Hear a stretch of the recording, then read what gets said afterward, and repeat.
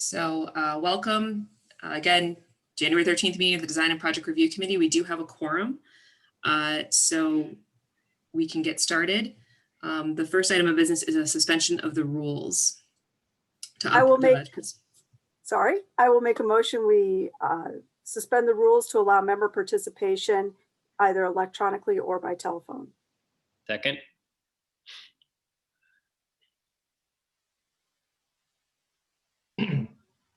Nyden, Aye. Gertis, Aye. Biggs, Aye. Cano, Aye. Eckersberg, Aye. Vanetta, Aye. Tristan, Aye. Hank, Aye. Jensen, Aye. Jones, Aye. and Sterling. Aye. All right, second item of business is the approval of the meeting minutes of December 16th, 2020. Motion to approve. Second. Michael, please call the roll. Nyden, Aye. Gertis, Aye. Aye. Cano, Aye. Berg, Aye. Vanetta, Aye. Tristan, Aye. Hank, Aye. Jensen, Aye. Oh, sorry, abstain. Jones, Aye. and Sterling. Dan. This is first item of new business, 1406 Chicago Avenue. Daryl Hunzinger, applicant, submits for a permit to install 2 canopies to cover existing patios located in the front yard of the existing building Greenwood Care in the R6 General Residential District. All right, so Michael Griffith, when you're ready, please share your screen. Can you enable that? You got it disabled. Do I? Sorry. Ooh.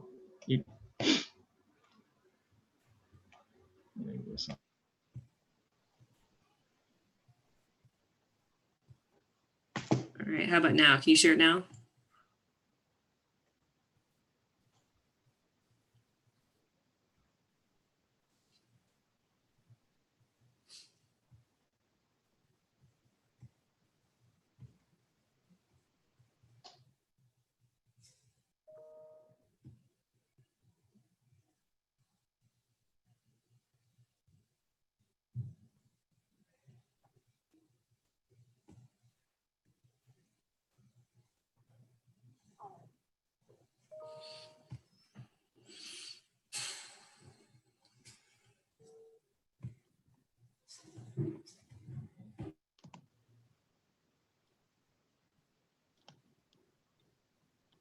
All right, Mr.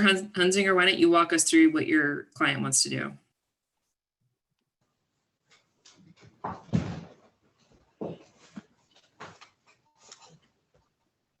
Can you hear me now? Yes, we can. Okay.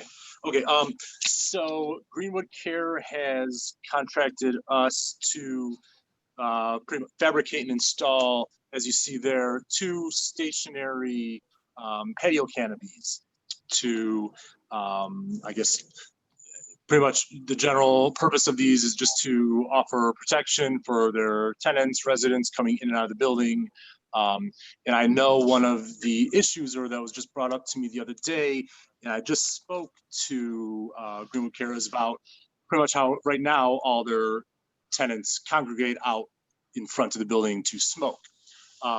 She says that I spoke to Venus, she's the executive director of Greenwood Care, and they're in the process of relocating the smoking area to the south side around the corner to ultimately have these canopies just be for weather protection for either people waiting to come in and out or to sit under, but that they won't be used for smoking after they're installed.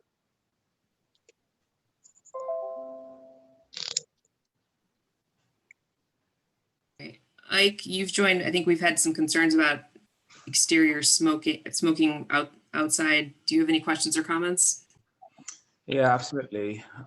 So smoking is actually prohibited from any windows, exit doors, any ventilation intake systems, 25 feet from that smoking area. So if there's any smoking that will occur, it will have to happen 25 feet away from the doors, the windows, from any ventilation intakes.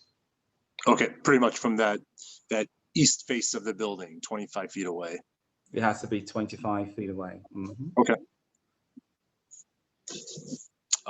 That I'll make note. I'm going to be following up with the executive director there after this meeting, so I'll relay to her that was concerned. That's one issue that they have to make sure that they're aware of, is that if they plan to relocate the smoking area for all the residents, that's at least 25 feet away from any windows, doorway, entrance areas of the building itself.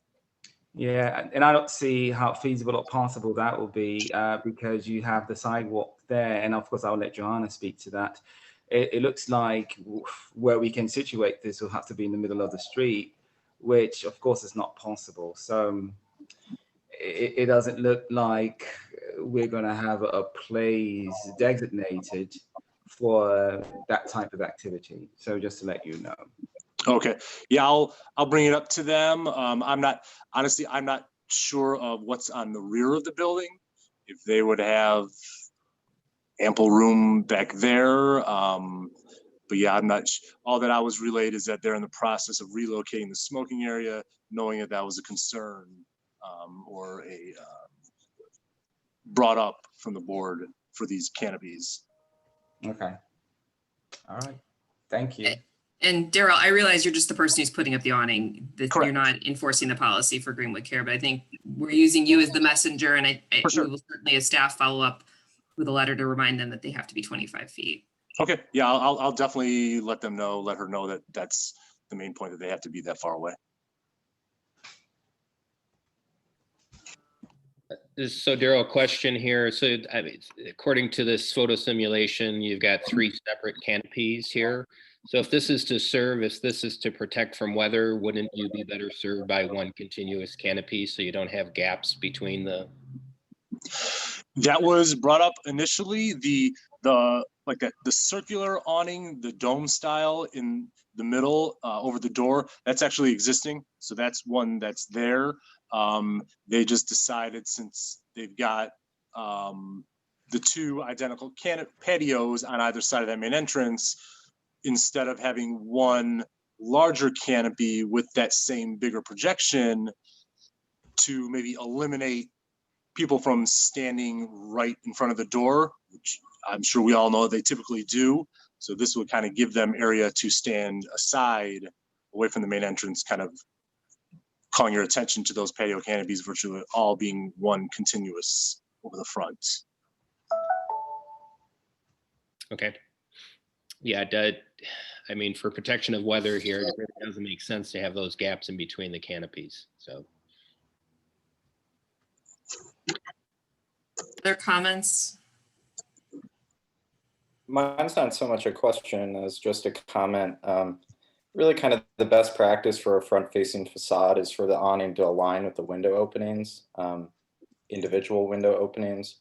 I just struggle with it extending the full length of the front-facing facade. That's my comment.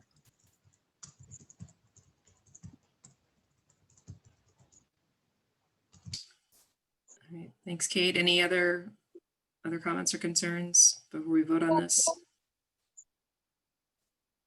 I think the biggest takeaway, Daryl, if you can share, is that the smoking needs to cease within the 25 feet. For sure. And we already get neighborhood concerns from it. I'm sure your client knows that. Yeah.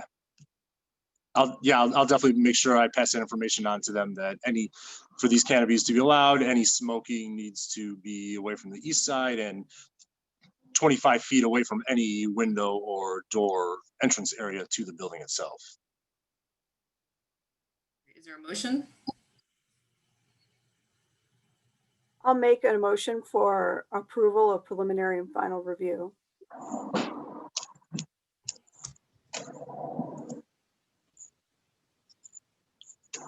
Second. There's, Second. Michael, please call the roll. Nyden, Aye. Gertis, No. Biggs, Aye. Cano, Aye. Eckersberg, Aye. Vanetta, Aye. Tristan, Aye. Heinck, Aye. Jensen, Aye. Jones, Aye. Sterling. No. 1, 2, 3, 4, 5, 6, 7, 8, 9. 9 ayes and 2 noes.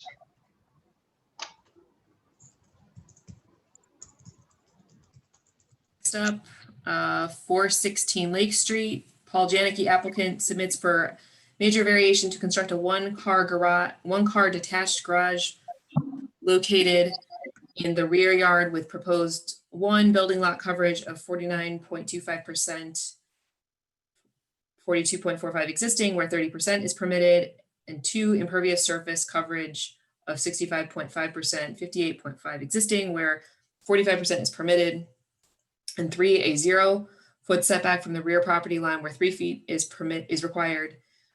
Garage roof eaves obstructing more than 10% into a required setback where a maximum 10% obstruction is permitted, and a 5.1 foot separation between attached accessory structure and the principal structure where 10 feet is required in the R1 single family residential district. The ZBA is a determining body.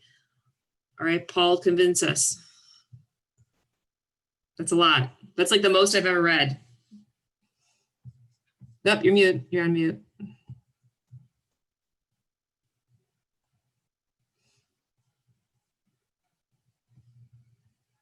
Hello? We can hear you now. Okay, sorry about that, guys. Yeah, if you could scroll down a little bit, if you don't mind, through this, these documents, there is a, there should be like a city map, zoning map down below here. Keep going. You're right there, yeah. So this alley that runs north-south between Hinman and Judson is actually my alley too. Every single house on this alley has a garage except for this one house. And if you look at the north end of the alley, there's 2 strangely non-conforming lots. And then on the south, another 2 strangely non-conforming lots. They don't meet the standard for minimum lot size in Evanston. They're just super crammed in there. And I don't know why that happened, but it obviously happened back late 1800s or early 1900s. So the bottom line is that every single of those other 4 properties, or 3 of those other 4 properties, have gotten variances and have built garages. Some are 2 cars, some are 1 car. And so this is what we're trying to do. This lot is basically a total non-conforming lot. I mean, there's no way. I'm not going to sit here and tell you, oh, it's conforming. It's non-conforming in every possible way, even without the garage. I mean, with lot coverage, permeable area, setbacks, side yards, backyard. It's just like it's just such a weird, crazy lot that to get a garage, this we felt was the only plausible place to put it. It matches all the other garages on the alley as far as how it lines up, you know, close to the rear lot line, or should lot line facing the alley. There's no way to get a garage. We looked at putting it back away from the alley, but that just made more impermeable, you know, driveway. So we just felt that this is the most benign way of approaching a small 1-car garage. And we also, if you scroll down further, thank you. You can see a rendering here. You know, we try to match, which is what, you know, what we do at our firm. We try to kind of make historic properties feel historic still. And Basically we're taking the same elements from the house and making the same roof pitch and same details and materials, trying to make it feel like it blends into this little compound. And we have both neighbors on either side of the property with letters of support, just because I think everyone realizes it's a strange hardship that they're the only people on the entire alley that doesn't have a place to put a car.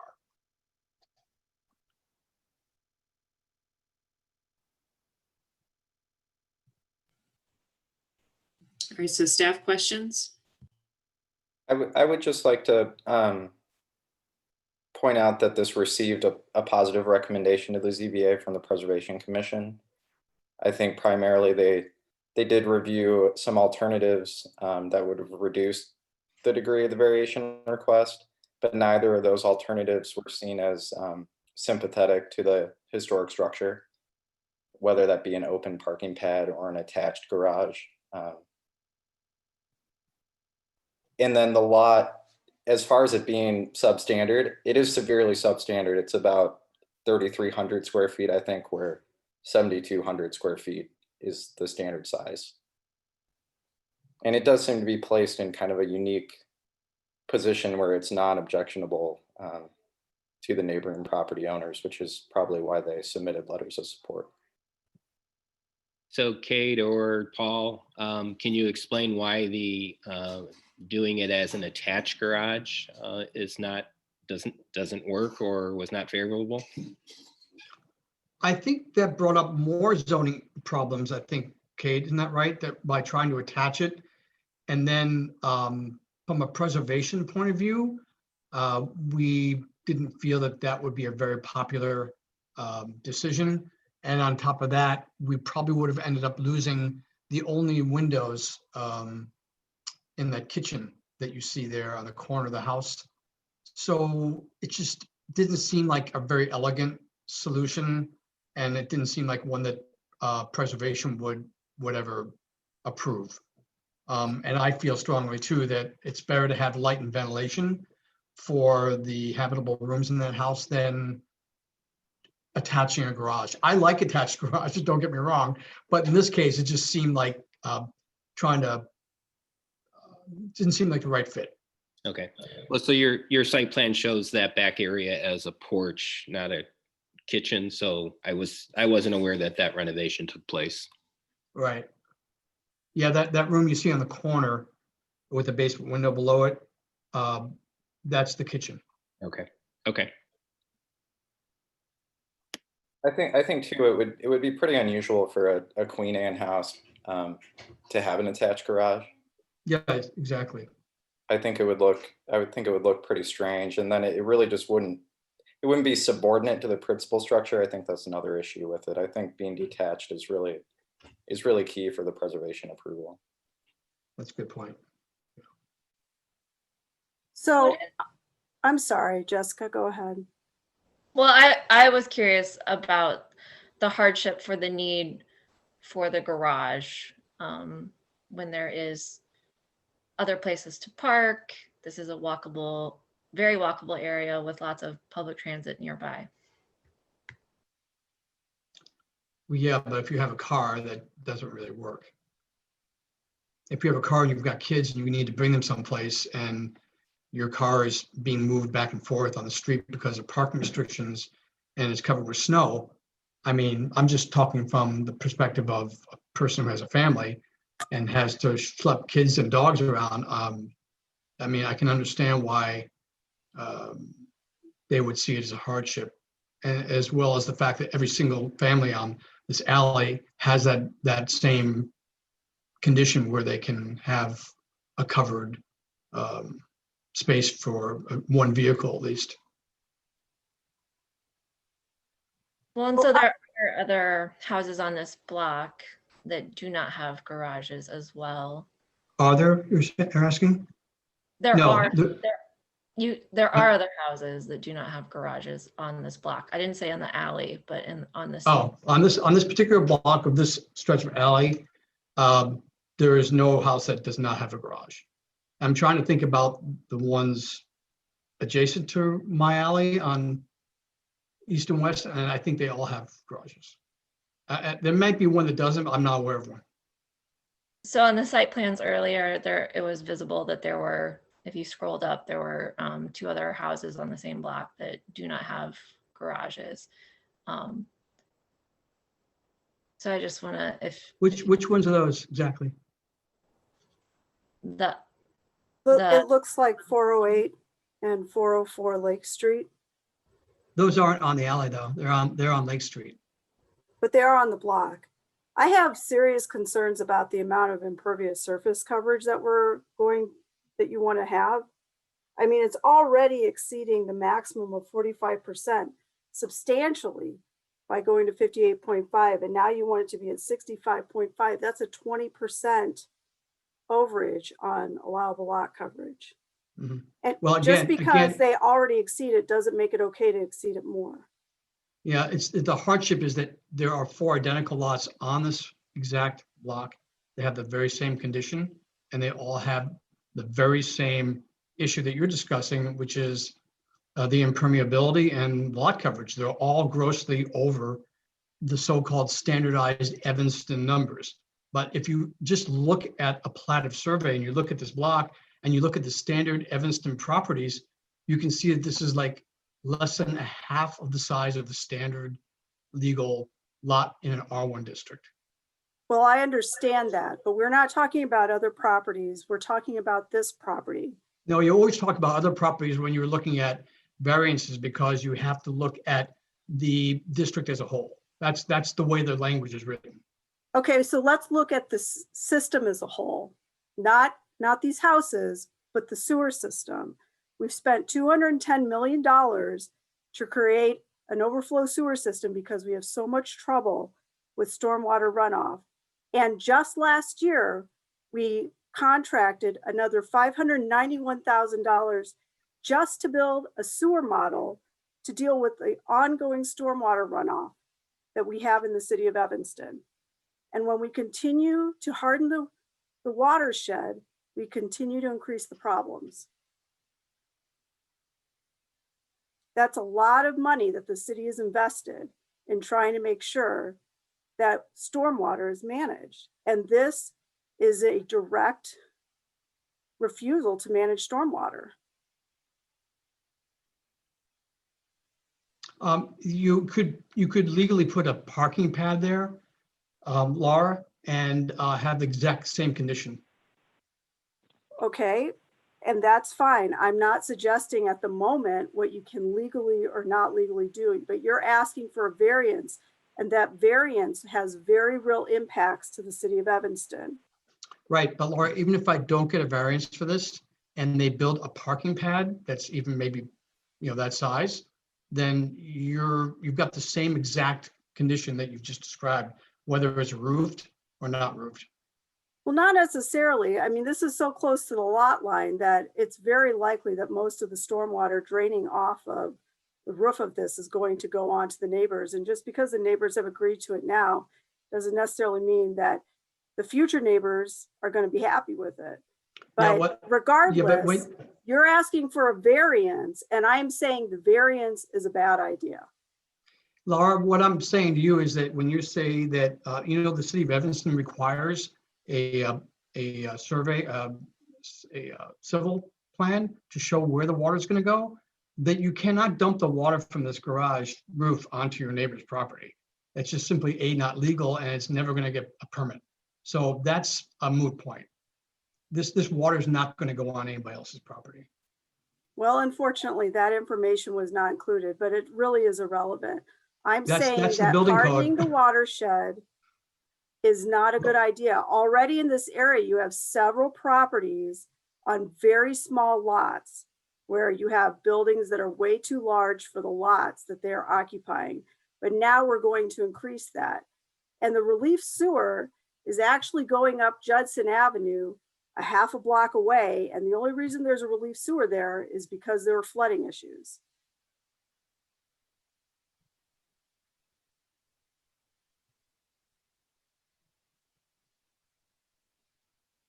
Other questions or comments from staff?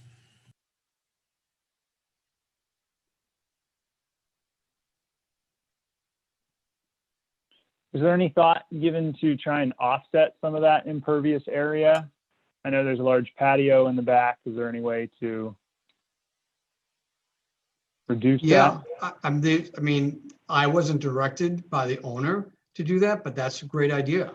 I mean, if it was my house, I probably wouldn't have that much paved area, but we want to be honest with showing what the paved area was right now. But yeah, I mean, that could be reduced as far as I'm concerned. I'd prefer that, but it's not my house. There's also a walkway on the along the alley that it's only paved because it's or has bricks on it because it's sort of raised up off the alley. I suppose those could be removed as well, and to get more pervious area. That's probably not a bad idea. I think that'd be a good condition to add, Chris. And it would certainly come up during the zoning board hearing, I'm sure. Mm-hmm. I can see that, yeah. I think the size of the lot is certainly a practical difficulty. I don't see any way to argue that. I think perhaps the need for the additional parking could be demonstrated a little more clearly. I guess my We've talked- feeling is that the owners knew that this was the size of the lot and this was the house that they were buying when they bought it. I have yet to hear anything that indicates there's been a dramatic change in circumstances or a reason that it absolutely has to be done. And in addition, they are not proposing to try to mitigate the potential problem that they're causing. So to me, it feels like this is just like, hey, we are totally unconcerned about the impact that we have when we do these things. Well, I can assure you that they're very caring, nice people, and not kind of evil like that. I don't think they think like that, but I think a lot of times people buy a house and they don't have the money, frankly, and they didn't either to improve things like this. And so you wait, and unfortunately, time goes on, and then then people can make the argument, well, why didn't you do it right away? Well, they just probably didn't have the money. Well, this isn't It about seems like whether they're they, different. yeah, I'm it's not sorry, go about ahead. whether they do it right away or whether they do it 10 years after they own the house. The fact is that the house is too large for the lot. They elected to buy it anyway, but that didn't in any way guarantee their right to further build on the lot. Right, and that's It why seems like there's different options that are coming up now that could be further considered. I mean, and I definitely appreciate that the lot is significantly smaller considering the zoning. But as we're just talking, we're talking about eliminating some of the porch area, the walkway, and even if this was a parking pad, they could consider a different surfacing to, I guess, mitigate some of that drainage issue. So, I mean, there are different options that could be considered. So I'm wondering if those need to be taken back to the owner for further discussion. Well, the property at the very other end of the alley, the south end of the alley on the same side, I worked on a few years ago for the people who had the same issue. They bought a house on this very small non-conforming lot. Their family needed a place to put one of their cars. And it was granted a variance for this very same reason in the very same place, right up against the lot line on the alley, just as I'm showing here. So I believe that kind of lends some sort of a precedent to the owner of this property, like, well, the city of Evanston approved this down the alley for me, why wouldn't they approve mine? I think that's what. In the time since that was approved, the city has completed a climate and action resiliency plan in which stormwater runoff and flooding was identified as one of the major issues that the city can expect to be dealing with as we move forward dealing with climate change. And so circumstances have changed for the city. And I have been tasked with trying to, as much as possible, comply with those kinds of regulations to mitigate and consider the impacts of flooding and the decisions that we make. And personally, I'm just not clear exactly why this is necessarily an exception. You know, the lot is overbuilt. That's an unfortunate fact, and overbuilding it more does not remedy that.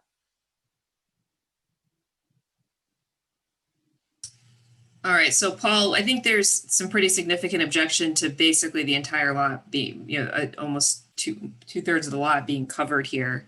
And to Laura's points and to others, I don't know if Kumar wanted to chime in, there may be some other issues. I think you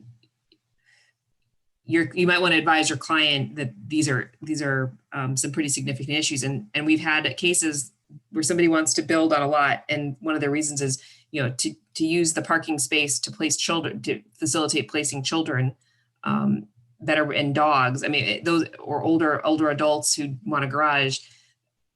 Evanston is a pretty urban place, and there's a lot of people who facilitate getting people of all ages and abilities, physical abilities, into cars on the street and other places. So I think we just need to be mindful of the privilege of having a garage and the ability that affords, and not everybody has one. So to identify that as a hardship, I'm not sure is quite the argument that would further this.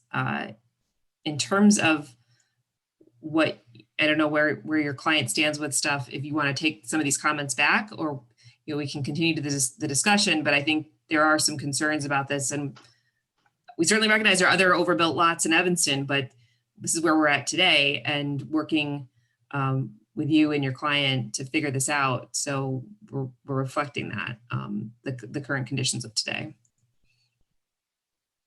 I think there's a few more comments. I'm sensing some more people want to say things. If you want to take that, and then you can make a decision at that point, or what. Well, we're gonna move forward with to go to zoning board of appeals. I was just giving you an option if you wanted to pause, because you may not get a positive recommendation from staff at this point. I'm reading the Zoom room here. You may not get a positive recommendation, and I want to be sensitive to the resident who might want to have a positive recommendation from staff moving forward. I believe that pretty strongly, their strong feelings are they want this garage, and they want a place to put their car, just like every single person in this district has a place to put their car, at least one car, whereas most people on this alley have 2-car garages, and some have 2.5-car garages. So I think they feel pretty strongly, Johanna, that this is what they want to do. Otherwise, they wouldn't have enlisted me to design one, and go through preservation and all that. All right. Any other staff comments on things outside of the impervious?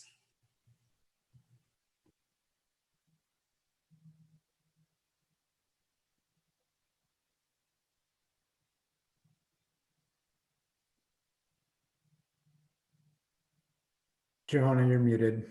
Sorry. Would somebody like to make a motion? I will make a motion for a positive recommendation to ZBA conditioned on removal of an equal amount of impervious surface on the lot.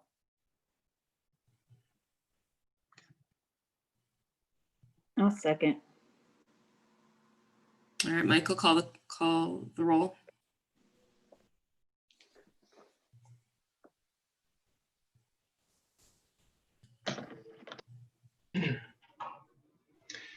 Nyden, No. Gertis, So just so I understand this, it would have to be an equal amount of pavers, et cetera, removed, correct? Correct. Aye. Biggs, No. Cano, No. Eckersberg, Aye. Vanetta, No. Tristan, No. Hike, No. Jensen, No. Jones,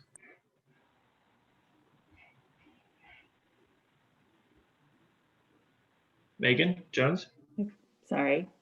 Aye. and Sterling. Yes.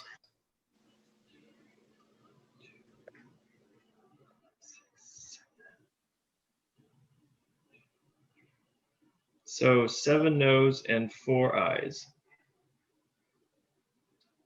fails. So that would mean that there's not a recommendation from Dapper. Sure, got it. So I can make a motion for a negative recommendation for us to vote on if you would like. I mean, Paul, I'm looking at you. What I don't know if we necessarily needed a second motion. I mean, this is still information for your client. It's still information for ZBA, and the information that comes out of this can still guide ZBA's deliberations. I don't think we necessarily need to provide them a negative recommendation, unless, you know, I think we just need to see something different if you want a different recommendation from staff. Well, the only thing different would be no garage. So I really don't have a choice here, guys. I'm being guided by my client. They want a garage. This is what we drew. This is what we designed. This is what was approved 9-0 by preservation. This was what was voted 9-0 by preservation to approve for a variance. So I don't understand the negativity, but it is what it is. So we move on, you know. To be clear, we are not bound by historic preservation recommendations. We are considering an entirely different set of criteria in this meeting. Yeah, I understand that. That's very clear. It's obvious. Okay. All right. I think that's it. Thank you, Paul. Sure. Thank This you, will be, guys. what ZBA meeting will this be at, Cade? Next Tuesday. Next Tuesday. Great. Okay. If there's no other business, can I have a motion to adjourn, please? I'll make a motion, we adjourn. Second.